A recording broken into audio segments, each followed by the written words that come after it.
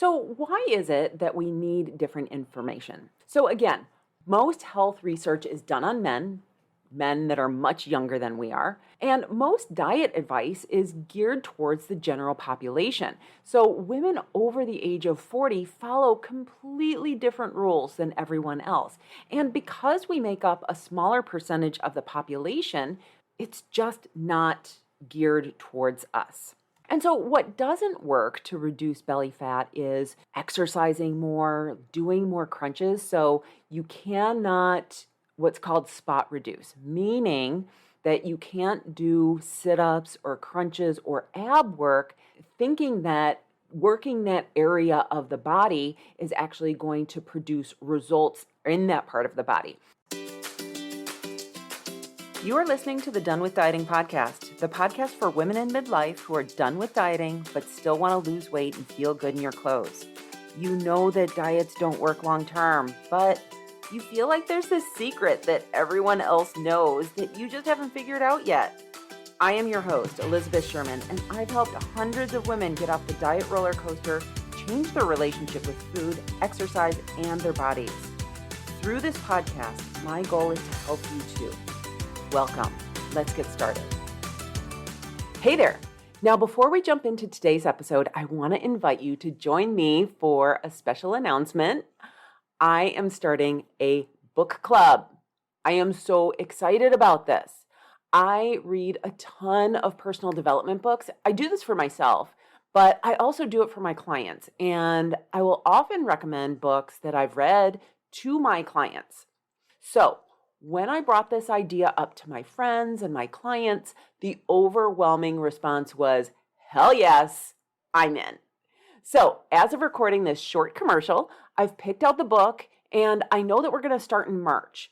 And because the books are so rich, we're going to meet every 2 weeks per book. You don't have to come to every single meeting. And of course, you can decide that you want to sit out one book. Totally fine. Of course, book club is helpful because it helps keep our feet to the fire.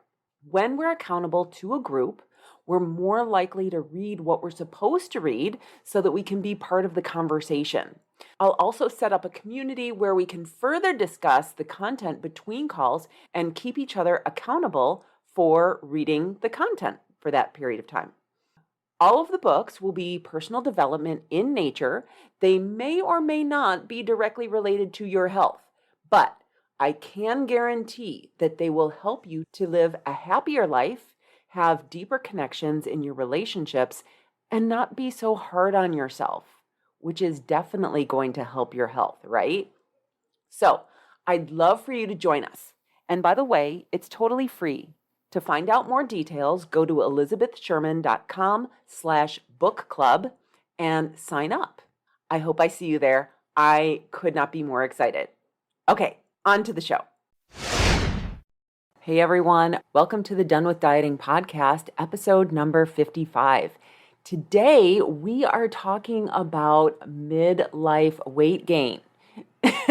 It's something that so many women come to me about because as we get older, as we move out of childbearing years, what happens is our hormones shift a little bit, and where we used to have this, we didn't think it was so svelte waist when we were younger. Now we start to get this belly fat, right? Or this muffin top. And it spills over our pants and it really feels super uncomfortable. It feels like our waistband is sticking into us. And even though maybe your weight hasn't changed a lot, where you store your weight has shifted.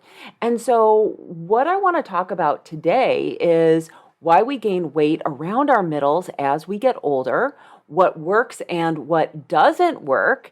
And then at the end of the podcast episode, I'm going to give you a couple resources that will help you in implementing this information. So I think that the first thing that is really important to acknowledge is that most of the information that we see in magazines, on newspapers, and things like that, most of the health advice that we see, that we read about, that we hear, is for the general population. And therefore, Most of the health and fitness advice that we hear is not aimed at women who are in perimenopause years or in menopausal years. In fact, most of the information that we know about weight loss and weight maintenance has been done on college-aged men, and women who are between the ages of 45 to 60. Our bodies are so much different. Our hormones are so much different than college-aged men, right? And so it's not useful to use that advice as the gold standard when it comes to our weight loss or managing our bodies. So why is it that we need different information? So again, most health research is done on men that are much younger than we are. And most diet advice is geared towards the general population. So women over the age of 40 follow completely different rules than everyone else. And because we make up a smaller percentage of the population, it's just not geared towards us. What used to work for us when we were younger women, right? What used to work for us doesn't work anymore. So when we were 20, we could go out and binge drink during the week, and then afterwards, we'd just tighten up our diet a little bit, or we'd go for an extra workout or extra long run and manage our weight so much better because we didn't have these hormonal fluctuations that we have as women who are out of the childbearing years. So the things that we used to do when we were younger just don't work anymore. And in fact, what happens is they cause more stress and strain on the body as we get older. And so one of the questions that many people ask is, so why do I get this belly fat? And there are a number of reasons for it. And what we're going to focus on today is 4 different reasons. One is genetics. Number 2 is diet. Number 3 is stress. And number 4 is hormones. And so what doesn't work to reduce belly fat is exercising more, doing more crunches. So you cannot what's called spot reduce, meaning that you can't do sit-ups or crunches or ab work thinking that working that area of the body is actually going to produce results in that part of the body. So for an example, I can't do like inner thigh lifts thinking that doing that is going to reduce the size of my inner thighs. I can't do crunches thinking that that's going to, quote unquote, whittle my middle. And so what doesn't work also is cutting more calories. We've probably all done that, right? We cut more calories, and what happens then is the body just takes fat away, ideally, from every part of the body. And then the other thing that doesn't work is fad diets. So fad diets will lead to more stress on the body, which ultimately will create more belly fat potentially. The other thing that doesn't work are spa treatments like wraps and injections, and then other procedures like tummy tucks or liposuction. Now, those things are targeted and they will work for that one specific area, but it can be expensive and it can lead to gaining fat in other areas where you didn't really intend for it to be. And so, what's the solution? The solution is, first of all, acknowledging that calories in versus calories out is a broken system. It's broken for many people, but specifically for women over the age of 45. Now, that doesn't mean that calories in versus calories out doesn't exist, okay? Calories in versus calories out is still the foundation of weight loss and weight maintenance. And so when I'm talking about calories in versus calories out, the idea is that when we take in the same number of calories that our body requires to move around in the day, then we maintain our weight. When we take in more calories than our body needs, to maintain its weight, then we gain weight. And when we take in fewer calories than our body needs to maintain its weight, then we lose weight. And so for many of us, what we've heard is that we just need to move more and eat less. It used to work, right? We just would move more and eat less. But then many of us probably got the idea, well, if some is good, then more is better, right? And so when we started eating fewer and fewer calories and exercising more and more, what happened is that we stalled, right? Because there's only a certain amount of stress that the body can manage. And so we need to still respect the idea of calories in versus calories out. Obviously, if I'm eating way more than my body needs, then of course I'm going to gain weight, okay? But there are other things that we need to take into account. So all of us know that the body is not a seesaw, right? And we've all done the eat less, move more thing. And so we know that this only works to a certain point. We know that there's something else at play. And so what is it? The other thing at play is our hormones. So great. Now that we know that, what do we do about it, right? So if you've listened to my podcast before, you've heard about the biomarkers, right? The 5 different biomarkers that I use in order to determine whether our hormones are balanced or not. Those 5 different biomarkers are our cravings, our hunger, our energy, our sleep, and our stress levels or our mood. And those 5 different biomarkers are really influenced by our lifestyle habits being what we eat, how we move, how much we sleep and the quality of our sleep, and then also our stress levels. And so when we are eating properly for our body, when we are moving an appropriate amount for our body, when we're getting enough sleep and good quality sleep, as well as we're managing our stress, what happens then is our cravings go down, our hunger level goes down, our energy level is stable, we have solid sleep, and we manage our problems way better. And so what we want to do is we want to make sure, again, that we don't have really intense cravings. We want to make sure that our hunger levels aren't really high, that we don't have wild fluctuations in our energy, that we're not waking up in the middle of the night, or that we're getting adequate sleep, and that we aren't like losing our top at the drop of a hat, right? So many of us, when we get into midlife, we just like lose our ability to cope with anything. And so that would be an indicator that maybe you're not managing your stress very well. And so I see it with clients and women who come to me all the time. They're so frustrated because they eat actually pretty well. They're pretty active and they're not getting the results that they think that they should be getting. They're not seeing progress. They're continuing to struggle and they think that there's something wrong with them because they're following the calories in versus calories out methodology.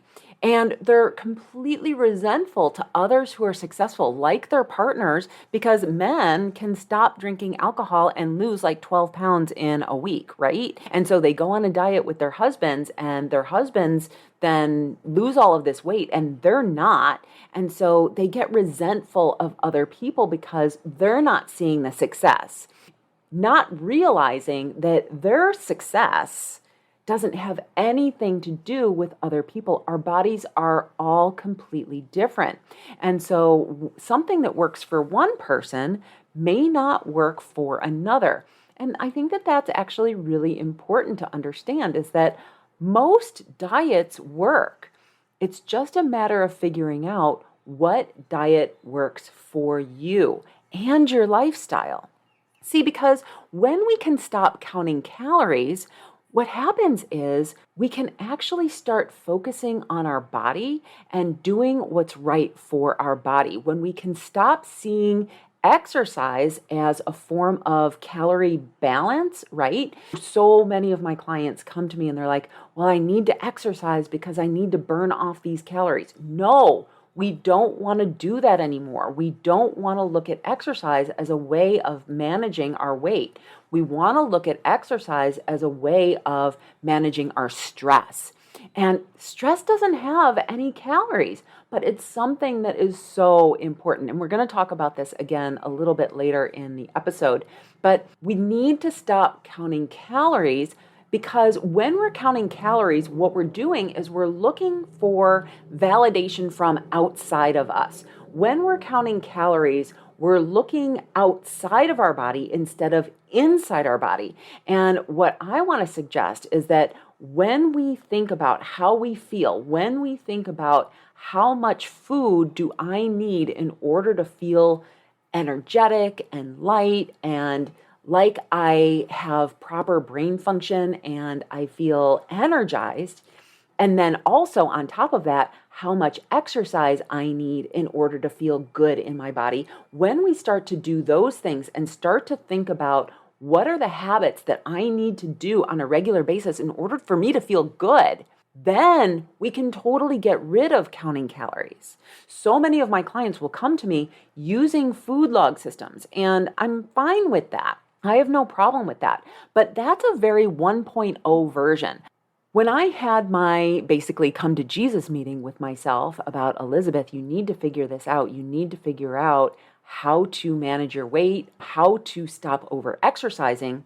I was really afraid of stopping my intense running and my intense going to the gym for fear that I would gain all of this weight. But what it really taught me was it taught me to trust my body. And what I also want to suggest is that, the reason that I followed this path was because I didn't want to be 70 years old and still logging my food in MyFitnessPal. I didn't want to be wearing a heart rate monitor, checking to see how many calories I had burned in my workout to know if I could eat something or not, because that is no way to live life. So we need to stop counting calories. The next myth that I want to address is that we need to cut out all carbs and we need to cut out all alcohol. And that is just not true. The truth is that as we get to be older, as we move out of our childbearing years, we do become more sensitive to insulin. Our body becomes more sensitive to insulin. And so what that means is that, first of all, carbs are not the devil. Your body needs carbs, but your body needs the right amount of carbs. And the number of carbs that you need is going to depend on you and your body type. So there's this term called somatotype. And what somatotype is, for lack of a better word, the shape of your body. So there are three different what we call somatotypes. There's the ectomorph, the endomorph, and the mesomorph. And it's all a continuum. So the ectomorph is on one side of the continuum, and the ectomorph is your quintessential marathon runner. They are someone who's long and lean. They don't have a lot of curves on them. They don't have a lot of muscle, and they don't have a lot of fat either. On the other side of the spectrum, we have what's called the endomorph. The endomorph is your quintessential Olympic lifter. Your endomorph is very stocky and stout. Your endomorph has a lot of muscle, and your endomorph also has a lot of fat. Everyone else is somewhere in the middle of those two. So if you think about it as a continuum, we fall somewhere in there. Now, the ectomorph, the long, lean person, they do really well on vegetarian type diets. The endomorph, the stocky person, they do really well on keto type diets or Atkins type diets. The difference between those two diets is really the amount of carbohydrate or starch that they have in those diets. So the ectomorph does better on higher starch diets, where the endomorph does better on lower starch or higher protein, higher fat type diets. And so what we need to figure out is where we are within that continuum. There's this idea called a starch tipping point. And what that is it's the amount of starch that we have within our diet where we feel good, we feel like we can think, we feel like we can function, but not so much that, we're gaining weight. We need to make sure that we're maintaining. And so the next question comes is, Okay, so as we get older, we become more sensitive to insulin. What exactly does that mean? So, just to give you a very quick science lesson here, when we eat, our body converts our food, mostly carbohydrates, into blood sugar. And so, when we eat, our body breaks down that food into what's called glycogen, and the glycogen then enters our blood system. And insulin then is released from the body to go out and take the blood sugar from our blood and store it into our muscles as well as our liver. If our muscles and liver are full, then the body then converts that blood sugar into fat. Okay? So, what we want to do, one of the key tenets to managing our weight is to keep our blood sugar stable, keep our insulin stable. So, if we eat a meal that has high starch but very little to no protein, what happens is our blood sugar spikes, our body releases insulin to take all of that blood sugar out of our bloodstream and store it into our muscles. And then our blood sugar plummets. And what happens then is we get hungry again, right? And so we eat again, and then the process happens again. And so, what I want to suggest is that if we can eat fewer carbs, not no carbs, but fewer carbs, or if we're going to eat starch, make sure that we're eating it with protein because protein will actually slow the absorption of the carbohydrate into our bloodstream. And when we have slower digesting carbohydrates, our blood sugar doesn't spike and then plummet, and then spike and then plummet. And so then we have more time between meals so that we can use up that energy that's in our bloodstream and use up that energy that's in our muscles so that we can actually dip into the fat stores that we want to use, right? Instead of eating more. Because our body would always prefer to use the energy that's in our stomach than convert the fat that's in our body into usable energy, okay?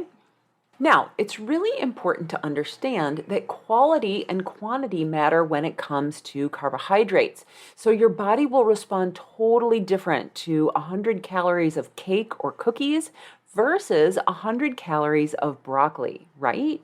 And then quantity matters also. Your body's going to have a completely different hormonal reaction to one cookie versus 10 cookies. Okay, so just make sure that you're paying attention not only to what you're eating, but how much you're eating as well. And so, as a recommendation, I always recommend that you limit your starch to 1 serving of starch for every 3 to 5 servings of non-starchy vegetables, and that you limit your treats to 10 to 20% of your daily calories. Now, what we eat with our carbs matters also. So don't eat starch without protein. Don't eat starch and fat together either. Always eat protein with your starch.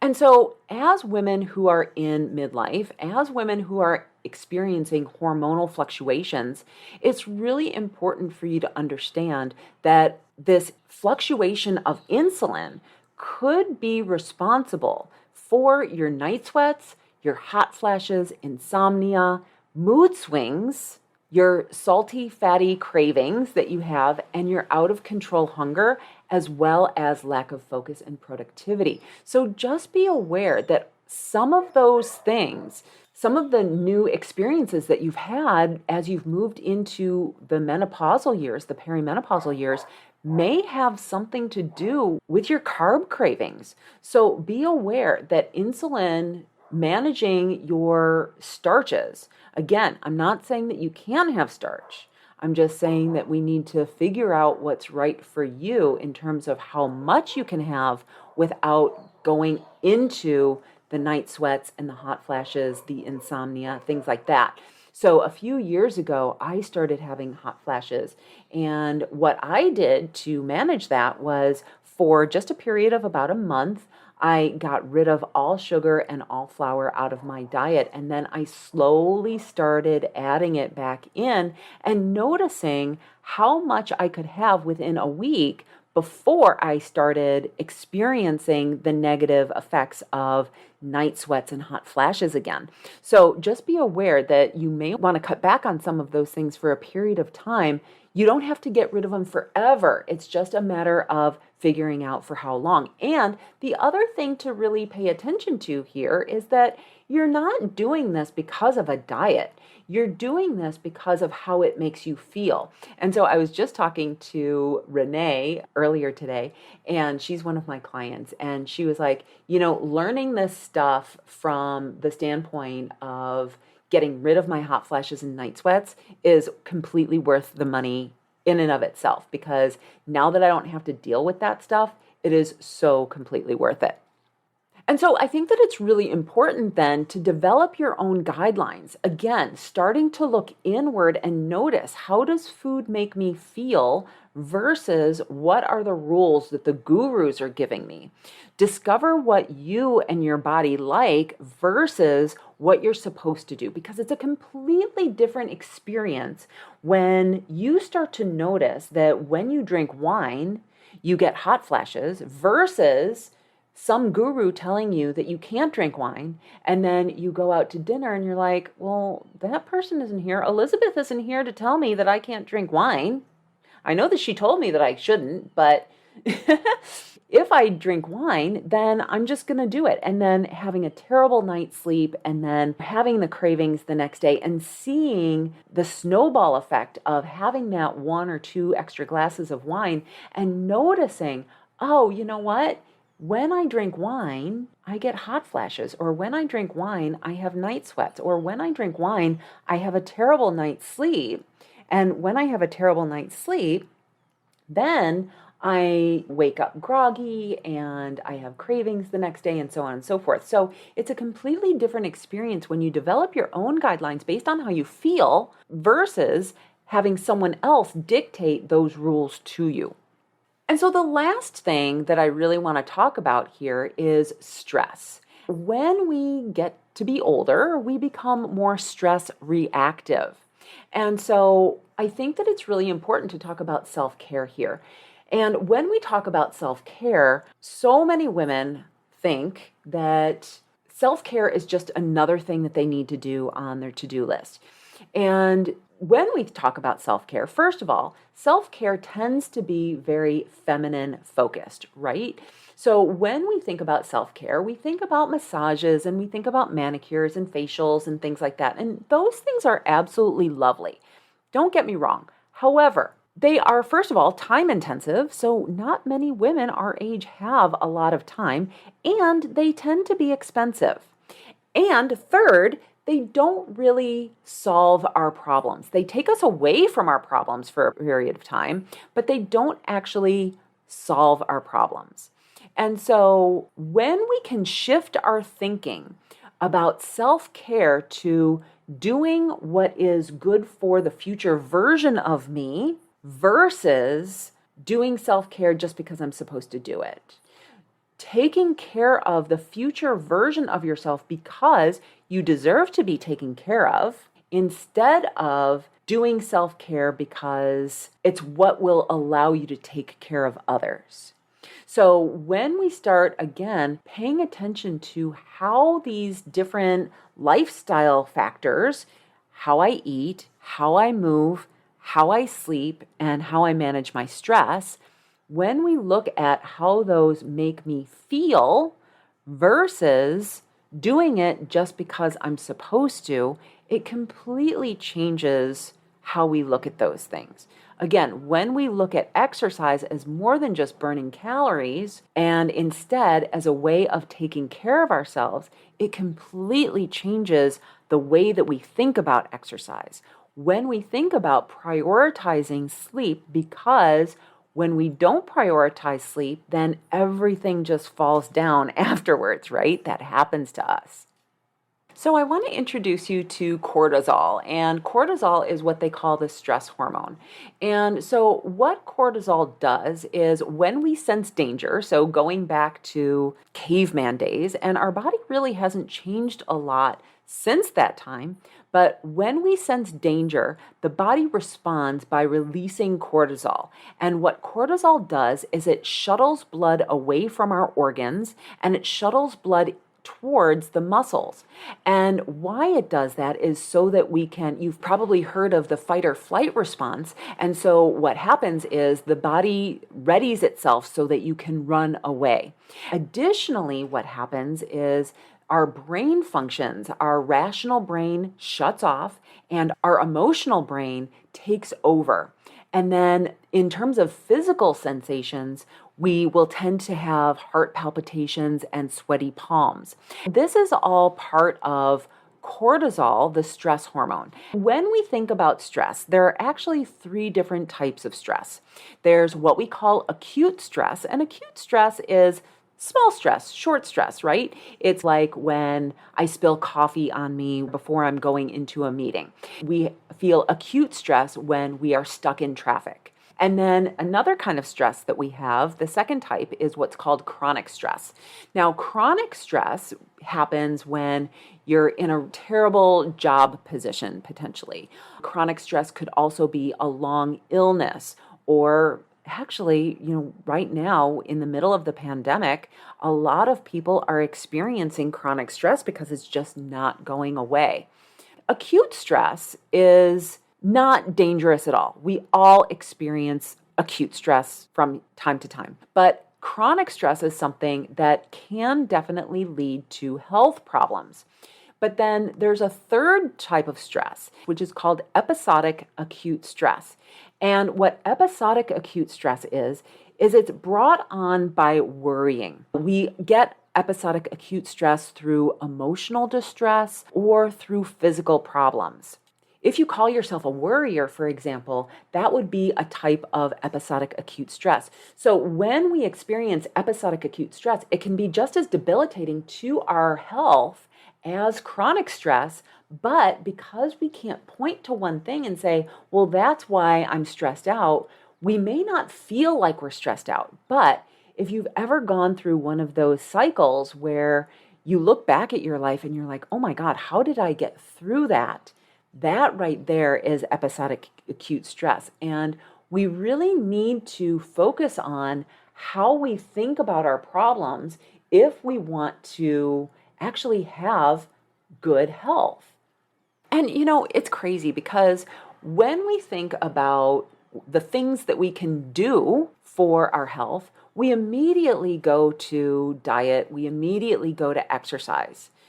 We don't really think about sleep that much as being one of those lifestyle factors. And we do know, right? There are studies that come out all the time telling us about how stress is a huge problem for so many of our health. But they don't really give us really good information on how to manage our stress. So let's talk about what is stress. Stress, to me, is how we think about our problems. So we all have problems. It's just a matter of how we think about them. And when I was a young personal trainer and nutritionist, I would help my clients in getting really consistent in their exercise routines and their eating routines, and they would be doing great.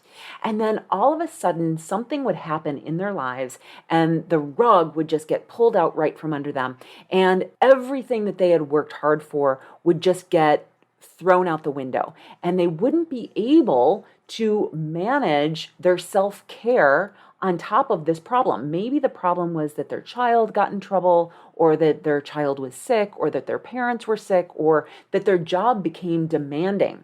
And so what would happen then is everything that they had worked for, all of their good eating habits would get thrown out the window, and they wouldn't have time to exercise anymore. And so it was really frustrating for me at the time because I was like, okay, so I can help my clients with stress. And at that point, all we were really doing were telling people, go get a manicure, go get a massage, or go walk, or do all of these things, which were nice and lovely, but it really didn't change how they were perceiving their problems. And it wasn't until I learned about the Think, Feel, Act cycle, the tool that I use with my clients, about when we can change how we think about our problems, then we can lower our stress response. And so what happens then is stress, or using this tool called the model or the think, feel, act cycle, it allows us to preventively change our stress. And I just think that that's completely brilliant. What the model does is it allows us to look at a situation and really understand that the reason that I feel stress is because of how I'm perceiving the problem. So we know that two people can look at the same problem and have very different stress responses. And so therefore, we know that stress occurs in our mind. So two people can experience the same event and think about what happened in very different ways. So we know then that how we think about our problems is what creates our stress. When we can look at that a little bit more in depth, and this is what I do with my clients, I teach them how to critically think about their problems so that they can manage them in a better way. We have two different ways, other than managing our mind through the think, feel, act cycle. There are two other ways that we can implement in order to manage our stress. So the first one is really practicing self-care. The second is prioritizing our sleep. So what exactly is self-care? When I look at self-care, I think of it as taking care of your future self. And I have a really great PDF and email series. If you haven't seen it before, it's called The 8 Basic Habits That Healthy People Do. And you can go back and listen to episode number 3 called The Foundation. I talk all about the 8 basic habits there. And in this guide and checklist, it has all of the basics that you need in order to take care of your future self. And I think that if you do these 8 basic things, you will be healthier than most people. So that's the first thing, is taking care of your future self. So doing things that make you feel good, not right now in the moment, but tomorrow, next week, next month, next year. Saying yes to better health, not so that you can take care of others, like the oxygen mask analogy, but because you are a person and you are worth taking care of. And when we do these things, when we practice self-care, taking care of the future version of ourselves and trying to create better health for ourselves so that we can live longer and live a happier life, then weight loss becomes less important and it becomes the cherry on top, really. And exercise is not just about burning calories. Exercise becomes a way of practicing self-care. Those 4 different lifestyle habits that I was talking about are the way that we eat, the way that we move, our sleep, and our stress management. They are all connected. And I talked about this before on a previous podcast. It was the Managing Menopause podcast where I talk about how each of those habits are connected and how they influence one another. And so when we can prioritize sleep, then we manage our stress better. And stress and sleep, they are such an interconnected pair, right? Because when we feel stressed out, then we wake up in the middle of the night and we ruminate and we have anxiety. And then we stay awake. And so then we don't get enough sleep and then we don't deal with our problems very well when we are awake. And then that compounds the problem, right? Because then that night we go to bed and then we're thinking about, oh my gosh, I was so tired and I was snappish and all of that stuff. And so these two lifestyle factors, they're things that we don't talk about. We talk about eating, we talk about physical activity, but we don't talk enough about sleep and stress. And so when we can prioritize sleep, it will pay us back by helping us to manage our stress. Now, sleep completely influences our health. First of all, I don't know anyone who's like, oh, I don't like to sleep, right? So many of us love to sleep. And when we sleep well, sleep helps us lower our cortisol. And when we lower our cortisol, what happens is cortisol is that belly fat hormone, and it helps us out by leaning us down. Our sleep changes as we age, and so it's so important to prioritize our sleep. Now, problems with not getting enough sleep are one, that when we don't get good sleep, what will happen in our body is that we will have increased fasting blood glucose. We will have a higher what's called A1C, and that is another biomarker or another test marker for how well our body is doing in terms of managing its blood sugar. But the other thing is that our body cells don't process energy correctly.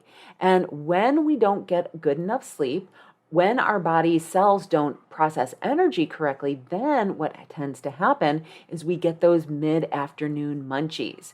We're more prone to making poor eating choices. We feel lethargic. We're less likely to exercise. We have brain fog, and we also have a short fuse.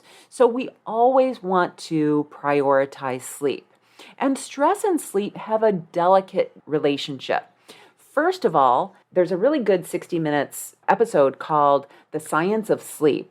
And in that episode, they notice in a sleep study that when sleep subjects were woken up in the middle of the night, they didn't get good sleep, their bodies started exhibiting signs of diabetes. They also showed signs of increased belly fat and a decreased quality of life, as well as a higher stress response. And they also had decreased sleep quality. And so all of these things together will help us to reduce our belly fat. We don't think that those things are going to help us to reduce our belly fat because we don't see the relationship, but they're totally there. One of the things that I always suggest to my clients in order to get better sleep is to create what I call a sleep routine. It doesn't have to be complex. It doesn't have to be extravagant. It doesn't have to include baths or candles or tea or anything like that. It's just a series of tasks or a habit that you do on a nightly basis that basically prepares your brain for sleep. It's basically telling yourself that, okay, brain, we are doing the ritual that we need to do before we go to bed. And what it does is it just prepares the body for going to sleep. The other thing is that you want to make sure that you do practice good sleep hygiene. So making sure that your room temperature is cool, that your environment is clutter-free, that there isn't like stacks of books and clothes and exercise equipment and work sitting around your bed, and that it's also dark. And then the last piece is noticing a relationship between your eating and your sleep. So try not to eat more than 2 hours before bed, just because then your body has had time to digest your food and it's not being disrupted before you go to bed. Some people will not be able to exercise before they go to bed, so just notice that that might be you. So you want to exercise earlier in the day, and then also notice that as you get older, you're probably a little bit more sensitive to caffeine. So you may want to get rid of caffeine or alcohol later in the day as you go to sleep. And then finally, the last thing in terms of sleep is if you're having trouble sleeping, you could try exercising. If exercise isn't part of your normal routine already, you may want to introduce exercise into your routine, because oftentimes when we go to bed, we can be wired but tired. We can be mentally exhausted but not physically exhausted. And so when that happens, we just want to use up that pent-up energy from our body so that we can have restful sleep. And so just to conclude, again, reasons why we have belly fat could be due to our diet because, again, we become more insulin sensitive. As we get older, we can't just cut calories, right? We have to pay attention to the quality of our food. Number 2 is stress hormone. So really making sure that you understand that we become more sensitive to stress as we move into those perimenopause and menopausal years. And so we really need to work on managing our stress, and then finally, just balancing our overall hormones.